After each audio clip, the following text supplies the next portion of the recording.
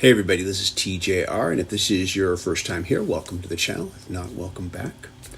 Last night, my partner forwarded to me an article from Loudwire titled 31 Rock and Metal Albums Turning 50 in 2025.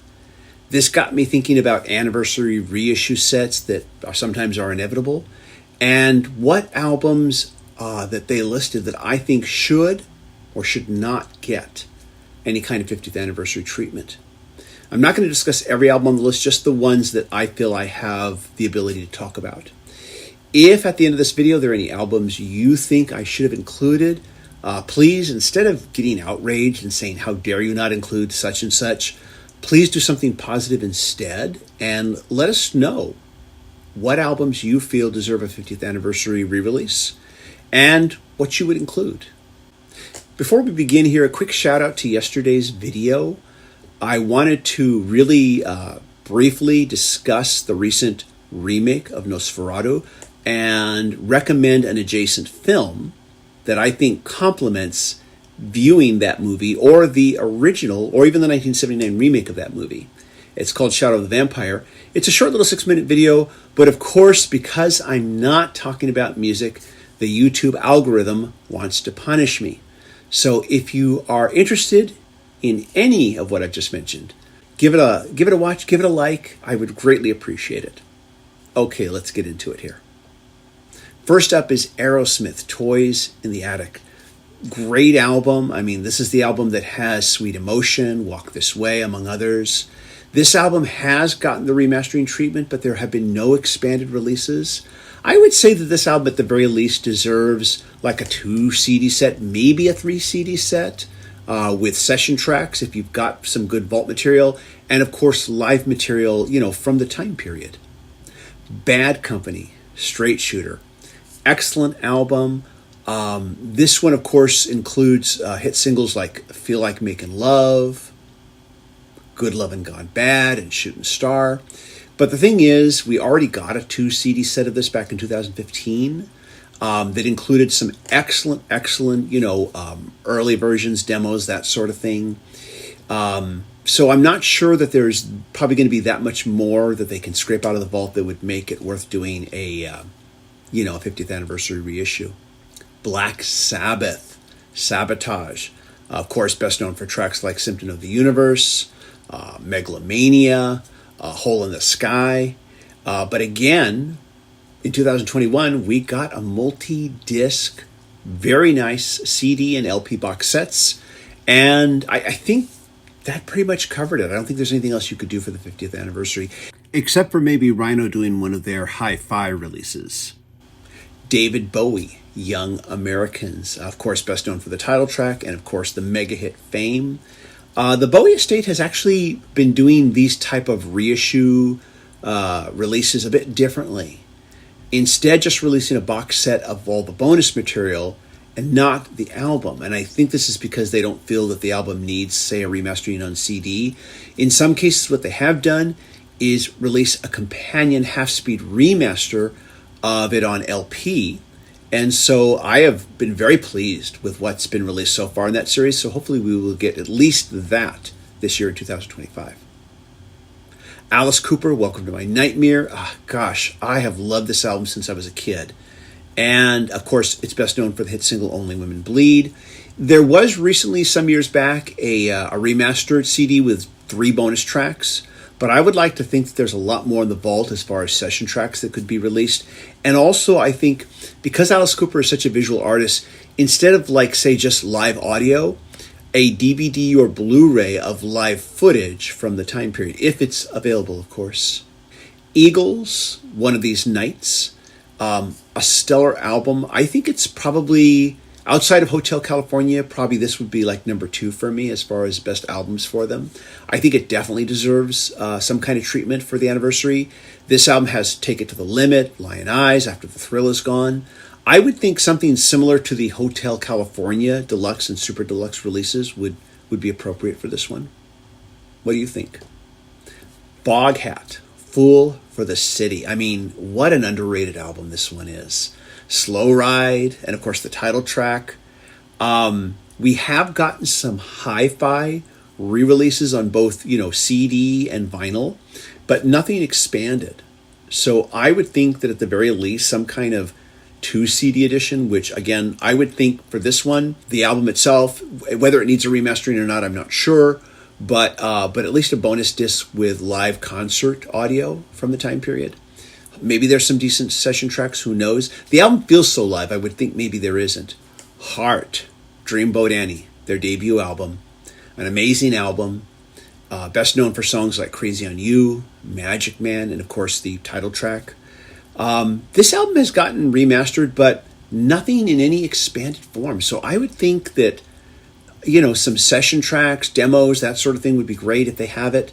Live tracks, of course, as always, but I would hope that there is at least something that could be done with this one, at least a 2 CD release. Elton John, Captain Fantastic and the Brown Dirt Cowboy. This is arguably his best album. He thinks it's his best album. I think it's his best album. I did a whole in-depth track-by-track analysis of this album in my Weekend Spin series. I'll leave you a link for that. I'm so sorry that we didn't get expanded releases for Don't Shoot Me, I'm Only the Piano Player, and Caribou. Aside from the Record Store Day, 2 LP releases, that's all we got. So I would hope that we get something for this. I really would love to get like the full box set treatment for this one, like we did with Madman Across the Water. The self-titled Fleetwood Mac album, I'm talking about the second self-titled one that of course features, Lindsey Buckingham and Stevie Nicks in the lineup, known for tracks like Over My Head, Rhiannon, Landslide. This album already received a comprehensive 5-disc set, so we really don't need one now. Kiss Alive. Kiss, of course, at that moment in time, were best known for the strength of their live shows. Their 3 previous studio albums prior to this did not reflect the energy of their live shows, and they're very flat sounding. I'm not saying they're terrible, but they're just kind of flat. Kiss Alive, the way those songs sound on that album is how they should have sounded on those first 3 studio albums. Yes, the audio from the live concerts was enhanced. Kiss was not the only artist that did this with live albums. But yes, that is true. I was kind of like saying, I don't think there's anything you could do with this one really that would make it worth rebuying again. But the Classic Album Review channel suggested that perhaps including the original concert, undoctored, unenhanced, if it's available, that would be something that I would pick up. But other than that, I don't think there's much that could be done with that one. Led Zeppelin, Physical Graffiti. I love this album. I think it's their Sgt. Pepper. We already got a deluxe edition a few years back. So I have a feeling that what was on that is probably the best stuff they have as far as vault material. Anything else is probably going to be scraping the barrel. So we're probably, like I said, I would not try to do anything with this one here. I don't think there's probably enough vault material for it. Ted Nugent's debut. I know it's probably unpopular for me to like Ted Nugent because of his politics, because his politics and mine are different. I don't think you should ever let someone's politics keep you from listening to anybody. You should like what you like regardless of politics. I think if you do that, you're kind of allowing yourself to be controlled by outside forces. But his first album is really solid. There was a special edition released, a single CD that was remastered with some live tracks. I would think maybe there's probably a full concert live tracks from that time period that could be included with that one. And maybe there's been enough time for a remaster to actually give us some audio improvement. Who knows? Pink Floyd, Wish You Were Here. Besides the title track, there's Shine On You Crazy Diamond, there's Have a Cigar, there's the whole album basically. But again, the truth of the matter is, we got an immersion set some years back, and it's still available new on Amazon. And so I don't see any need to do anything else. I wouldn't want to see what they did with Dark Side of the Moon, where after they did the immersion set, they come up with this 50th anniversary set, which seemed completely unnecessary. So yeah, Let Sleeping Dogs Lie. We've already gotten a really good set for this album. Queen, A Night at the Opera. Of course, Bohemian Rhapsody, You're My Best Friend, I'm in Love with My Car, the whole album. Basically, it's all killer, no filler. Most of the albums I'm talking about are all killer, no filler. Yeah, I'm surprised they haven't done something sooner. They've done a box set for News of the World. They just did one for Queen's first album. I would hope they'll do something for this, but please, please do not auto-tune Freddie Mercury's vocals. Don't do that. That's why I didn't pick up the debut album box set, now retitled Queen 1. Please don't do that. But otherwise, I want that really bad. Bruce Springsteen, Born to Run. Of course, there's the title track, 10th Avenue Freeze Out, Thunder Road, Jungle Land. We did get some years back a 30th anniversary CD and DVD set. The album was remastered. The second CD was all live material. The DVD was mostly live material, although there was a documentary bonus about the making of the album. I would think that for its 50th anniversary, there's probably a lot of session stuff available, work in progress tracks, demos. I would even say, include again that documentary. Give us some, maybe some new mixes as well. And this is true of any of the ones I've mentioned here that I'm saying we should get something is, Blu-ray, of course, with 5.1, stereo Atmos, all of that. Not just applies to this, but everything I've talked about so far and anything I'm talking about moving forward. Steely Dan, Katie Lied. Best known for tracks like Black Friday, Bad Sneakers, Dr. Wu, another solid Dan album from their classic period. Steely Dan in general doesn't seem interested in expanded editions. We have gotten audiophile re-releases on CD and vinyl, but we haven't gotten anything expanded.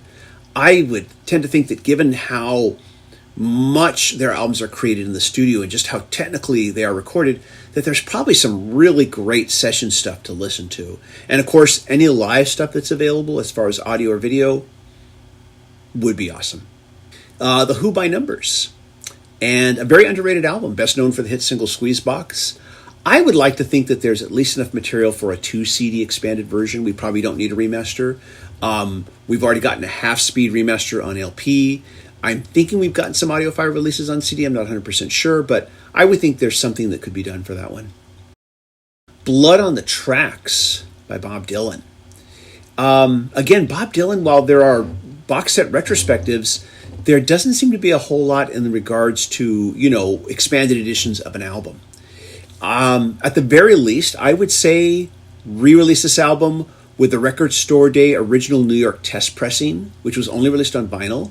I realized that was a Record Store Day exclusive, so you could just release it on CD as a bonus with that. I think that alone would make it worth rebuying.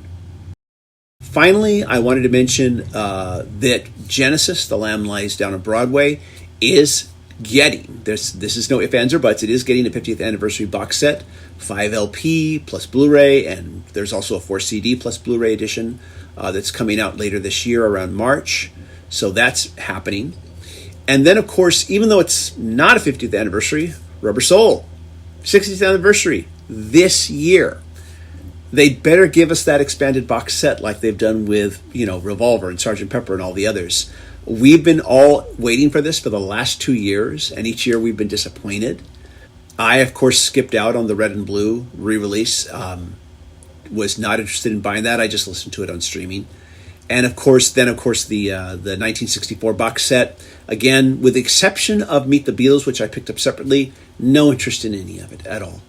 For those of you who were interested in it, that's great. I'm glad. I hope you enjoyed it. And like I said, just because I'm not interested in something doesn't mean that I begrudge you.